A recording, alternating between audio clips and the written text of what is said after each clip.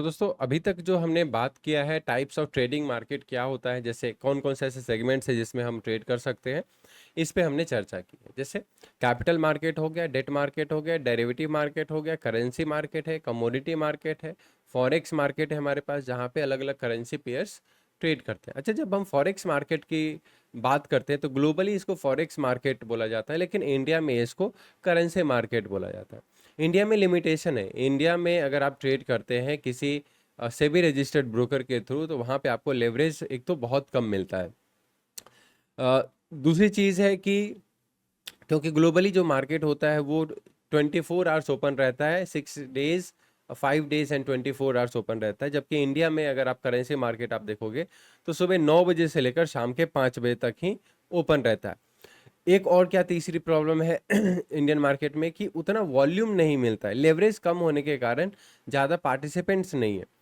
और फिर यहाँ पे क्या होता है, वॉल्यूम कम होने के कारण ट्रेड ही नहीं होता है। मतलब वॉल्यूम नहीं होगा तो बेसिकली आपको बाई सेल करने में प्रॉब्लम आती है, लिक्विडिटी कम रहेगी। ठीक है, तो जनरली इंडियन करेंसी मार्केट में वो लोग आते हैं जिनको क्या करना होता है, हेज करने होते हैं अपने पोजीशंस को। हेजिंग क्या होती है, हमारे रिस्क को किस तरीके से हम मिटिगेट कर सकते हैं, कम कर सकते हैं, ये हेजिंग का तरीका होता है। अलग अलग तरीके से हम लोग हेजिंग कर सकते हैं। इसके बाद अगला हमारे पास आता है क्रिप्टो करेंसी। तो क्रिप्टो करेंसी में एक तो होता है कि आप अंडरलाइंग एसेट को ट्रेड कर रहे हो, और दूसरा होता है कि उसके डेरिवेटिव्स को आप काम कर रहे हो। अगर आप अंडरलाइंग एसेट्स को बाई सेल कर रहे हो तो डायरेक्ट आपको 30% फ्लैट 30% टैक्स देना होता है, क्योंकि वो क्या है, एक डिजिटल करेंसी है। ठीक है, वर्चुअल करेंसी। और अगर आप वर्चुअल करेंसी होल्ड करते हो तो उस केस में आपको फ्लैट 30% टैक्स पे करना पड़ेगा। और यदि आप उसके डेरिवेटिव्स में ही सिर्फ काम करते हो, ट्रेडिंग करते हो, जैसे उसका परपेचुअल फ्यूचर्स होता है, जैसे बिटकॉइन परपेचुअल है ना, इथेरियम परपेचुअल, तो उसमें आपका जो टैक्स स्लैब होता है उसके हिसाब से बेनिफिट्स आप ले सकते हो, टैक्स बेनिफिट वहाँ से आप ले सकते हो। तो ये सारे इंस्ट्रूमेंट्स हैं। हर किसी को हर व्यक्तिगत तौर पर मतलब पर्सनल इंटरेस्ट भी होता है, और पर्सनली आप ये फील कर सकते हो कि मेरे लिए इंडियन मार्केट ज़्यादा अच्छा है, या ग्लोबल मार्केट ज़्यादा अच्छा है, क्रिप्टो करेंसी में ज़्यादा अच्छा काम कर पाता हूँ, या फिर फॉरेक्स में काम करता हूँ मैं ज़्यादा अच्छे तरीके से। तो ये सारी चीज़ें पर्सनल है।